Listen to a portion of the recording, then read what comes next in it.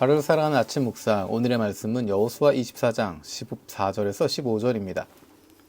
이렇게 말씀하셨으니 당신들은 이제 주님을 경외하면서 그를 성실하고 진실하게 섬기십시오. 그리고 여러분의 조상이 강 저쪽의 메소포타미아와 이집트에서 섬기던 신을 버리고 오직 주님만 섬기십시오. 주님을 섬기고 싶지 않거든 조상들이 강 저쪽의 메소포타미아에서 섬기던 신들이든지 아니면 당신들이 살고 있는 땅 아모리 사람들의 신들이든지 당신들이 어떤 신을 섬길 것인지 오늘 선택하십시오. 나와 나의 집은 나의 주님을 섬길 것입니다. 아멘. 오늘 이 말씀은 여호수아가 이스라엘 백성들을 향해서 마지막으로 선포하고 있는 말씀입니다.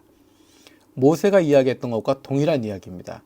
결단을 내려라, 하나님만 섬겨라 라고 하는 이야기입니다.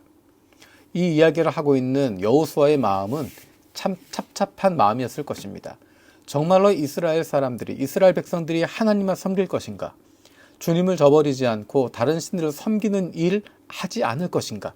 그것에 대한 의구심을 아마 가지고 있었을 것입니다. 그래서 진중하게 그들 앞에 물어보고 있습니다. 그러면서 당신들은 선택하십시오. 나와 내 집안은 주님을 섬기겠습니다라고 단호하게 이야기합니다. 그런데 재미있는 것은 백성들이 그에 대한 대답입니다. 16절, 17절, 18절에 보면 주님을 저버리고 다른 신들을 섬기는 일은 우리가 절대로 하지 않겠습니다. 주 우리 하나님이 친히 우리와 우리 조상을 이집트 땅 종되었던 집에서 이끌어내시고 우리가 보는 앞에서 그 큰 기적을 일으키셨습니다. 또 우리가 이리로 오는 동안에 줄곧 우리를 지켜주셨고 우리가 여러 민족들 사이를 뚫고 지나오는 동안에 줄곧 우리를 지켜주셨습니다. 그리고 주님께서는 이 모든 민족을 이 땅에 사는 아무리 사람까지도 우리 앞에서 쫓아내셨습니다. 그러므로 우리는 주님을 섬기겠습니다. 오직 그분만이 우리의 하나님이십니다. 이 이야기만 읽어보면 이스라엘 백성들이 얼마나 헌신되었는지, 얼마나 열심히 주님을 섬기겠다고 말하는지 그 신앙의 모습이 놀랍습니다. 하지만 여호수아는 백성들의 진심을 보고 있습니다. 그래서 19절, 20절에 이렇게 이야기합니다. 당신들은 주님을 섬기지 못할 것입니다.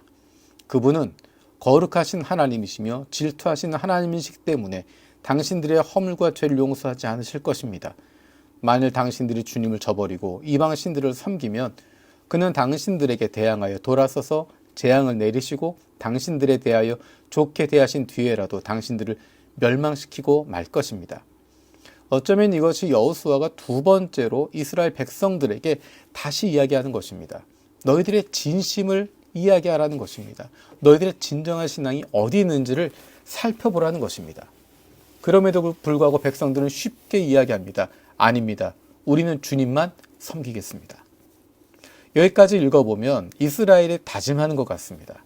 결단하는 것 같습니다. 하나님만 섬기겠다라고 선포하고 있습니다. 그런데 놀라운 일이 22절에 나오는 것입니다.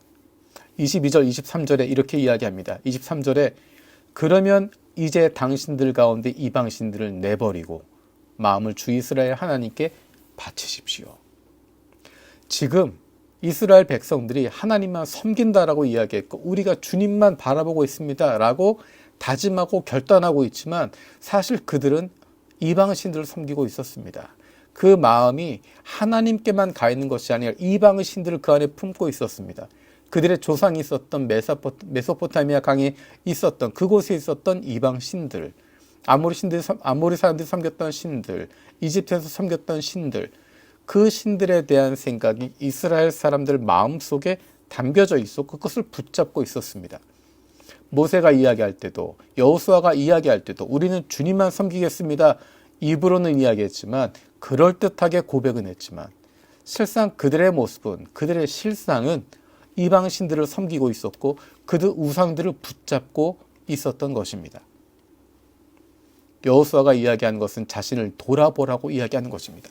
내 자신을 돌아보라는 것입니다. 그냥 쉽게 말로 대답하는 것이 아니라 쉽게 남들 따라서 말로만 하는 것이 아니라 나의 삶을 돌아보라는 것입니다. 정말로 내가 주님을 바라보고 있는가?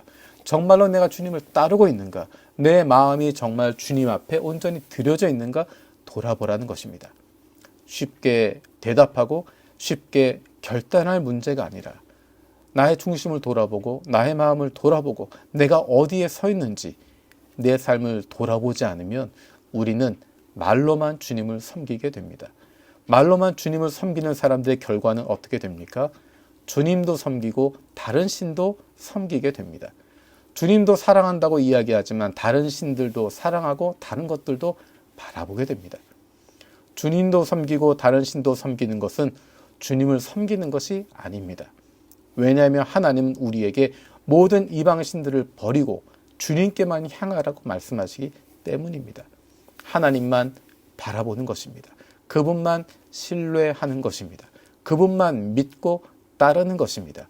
그 길로만 걸어가는 것입니다. 우리의 인생 가운데 오늘 다시 한번 결단하기를 원합니다.